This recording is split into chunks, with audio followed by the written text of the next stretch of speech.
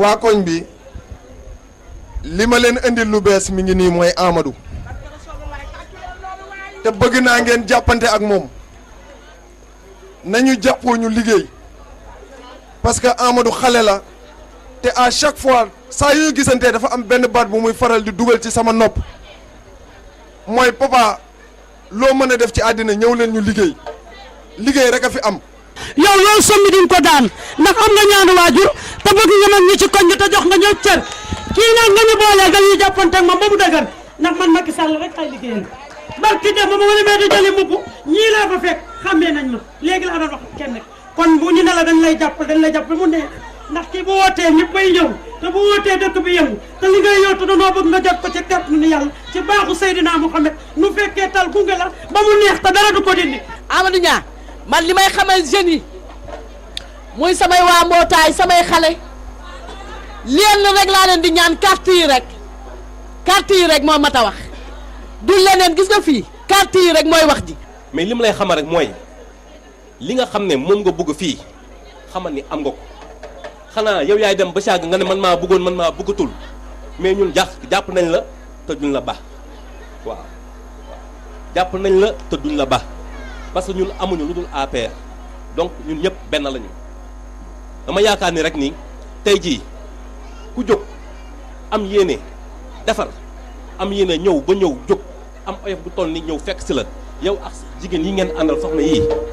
xam nga mu la kon kooku am na cër bu mu la jox ba pare am na yéene si yow kon boog yéene bi nga xam ne moom nga am si ñun fii yal na la ko yàlla defal waaw ñun nag yéene bi ñu xam ne moom la ñu am si yow yàlla na ko suñu borom defal. Amadou Niang jeune la dama koy wax fu ñu dem dama koy wax Amadou Niang du question moo fi dàq jàng du question moo fi gën a rafet moo tax ñu topp ko déedéet dañoo nekk 2008 ba léegi di liggéey ci terrain bi muy xale boo am jom am ngor am diine nangoo liggéey nag ay magum jëm lu leen yëkkati ba heure bii fees toog ay borom kër yi ñoo fa toog bàyyi seen kër yi topp Amadou Niang yaram ak tegg de moo ko ko may bu yarawul woon tey jii duñu ko topp di ñëw toog ak moom ba heure bii am ci moom confiance boo xamante ne bu jëlee maire bi ci Biscuiterie bii lu ñu jooyoon suñu xol dina ko sedd te ñi nga ñaan ci yàlla mu baax mi yàlla na yàlla def Amadou Niang mi maire Biscuiterie bi tegu ci loxoom. donc jeunes yi soxlawuñu lenn su dul la gouvernance locale aux jeunes les mairies aux jeunes loolu mooy suñu combat te incha allah fii ci Grand Dakar ñaari tali fépp fu kër Saraxule nekk man dinaa ko dox pour dimbali Amadou Niang mu gagné mairie bi incha allah parce que loolu la ñu gëm Grand Aziz mi toog fii nii la képp kuy mag ngay responsable ci APR yi nga yaatal nga xam ne vraiment bu ñu la mayee lii da nga war a jàppale ñeneen ñi ñu am leneen mais yàlla may nañu ay kilifa yoo xamante ne bon xaw ma nu ñu koy waxee mooy bëgg nañu am casquette teg ci parapluie toog ci suuf mbaar teg ci kii c'est-à-dire ñoom on a l'impression que lépp lu am rek ñoom nag ñoo ko war a yëpp ñun nag suñu xeex loolu il faut que ñun ndaw ñi ñu gëm suñu bopp ñun jaar nañ fi tey comme ni nga ko waxee dina am ñeneen ñi fi jaar parce que politique la ñuy def képp ku fi jaar ak ku mu mëntu doon slogan bi benn la les mairies aux jeunes jeex na takk les mairies aux jeunes les mairies aux jeunes les mairies aux jeunes les mairies les mairies les mairies. day dem kii taxawagul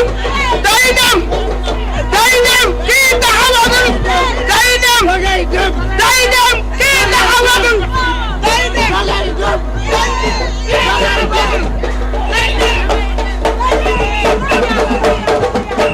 Amadou Niang, membre de la coalition nationale. L'objectif de ce débat, c'est juste de réunir les jeunes de Biscuiterie autour d'un idéal qui est la préparation des élections locales qui est prévue le 29 juin 2014. Vous savez pourquoi nous avons décidé de faire ce débat en réalité? C'est aussi pour faire la promotion de la jeunesse. Parce que vous savez, nous avons une pyramide des âges avec une base élargie et un sommet rétréci. Cela dénote de la jeunesse de la population. Et vous savez, une jeunesse ne doit pas être un problème dans un pays, mais ça doit être une solution, une opportunité.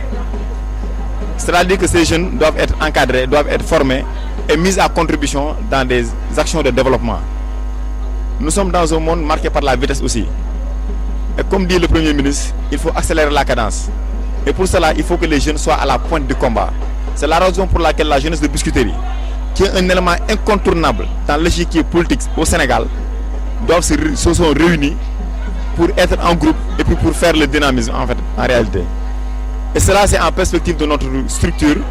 qui est la COJER et de notre projet qui est jeunesse et collectivité locale.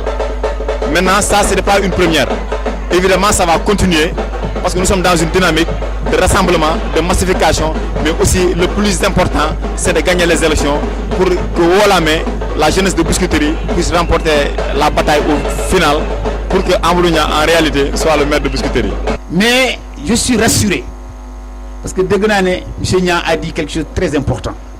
loo mënta dugg nit loo mënta dugg si ak conviction jiital gore